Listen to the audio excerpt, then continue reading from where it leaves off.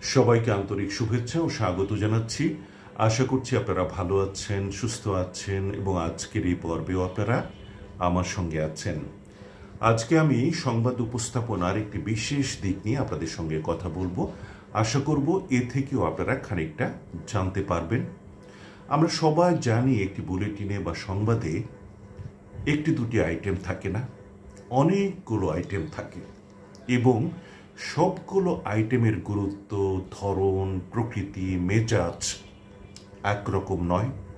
যেহেতু এক একটা আইটেমের ধরন, প্রকৃতি, মেজাজ এক এক রকম, আমাদেরকে সেগুলোর উপস্থাপনও সেভাবে করতে হবে। তবেই আমরা একজন ভালো এবং সার্থক উপস্থাপক হয়ে উঠব। একটি খেলার খবর আমি যে টান টান উত্তেজনা বা চনমনে ভাব নিয়ে করব, একটি মৃত্যু সংবাদকে আমি সেভাবে উপস্থাপন করব? নিশ্চয়ই নয়, এবং সেটা উচিত হবে না। একটি মৃত্যু সংবাদ উপস্থাপন করার সময় আমার চোখে মুখে, আমার প্রকাশভঙ্গিতে, আমার কণ্ঠে খানিকটা শোকের আবহ, খানিকটা বেদনাবোধ, বিষাদ এগুলি ফুটিয়ে তুলতে হবে। তবে সেটি দর্শকরা পছন্দ করবেন।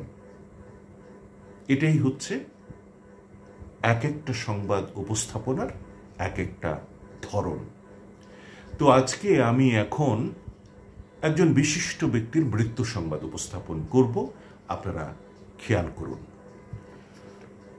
আমরা অত্যন্ত দুঃখের সঙ্গে জানাচ্ছি যে বিশিষ্ট গবেষক, লেখক ও বামপন্থী রাজনীতিক বদরুদ্দীন ওমর আর নেই। ইন্না লিল্লাহি ওয়া ইন্না ইলাইহি রাজিউন। সকাল 10:05 রাজধানীর শ্যামলীর স্পেশালাইজড হাসপাতালে চিকিৎসাধীন অবস্থায় তিনি মারা যান। তাঁর বয়স হয়েছিল 94 বছর। দীর্ঘদিন ধরে বার্ধক্যজনিত নানা জটিলতায় ভুগছিলেন বদরুদ্দীন ওমর।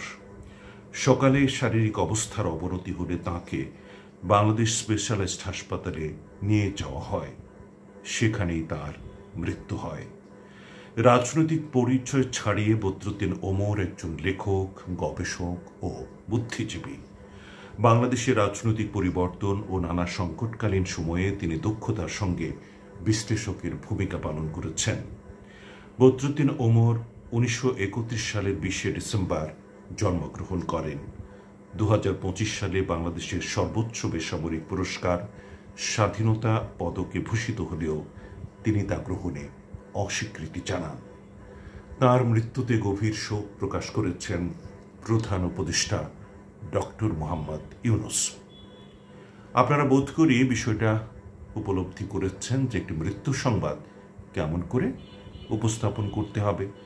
সবার উপস্থাপনা ভঙ্গি একরকম হবে না, একটু এদিক ওদিক হবেই।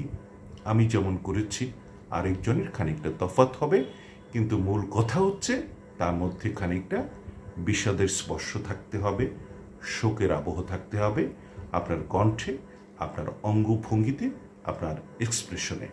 সবাইকে ধন্যবাদ সাথে থাকার জন্য।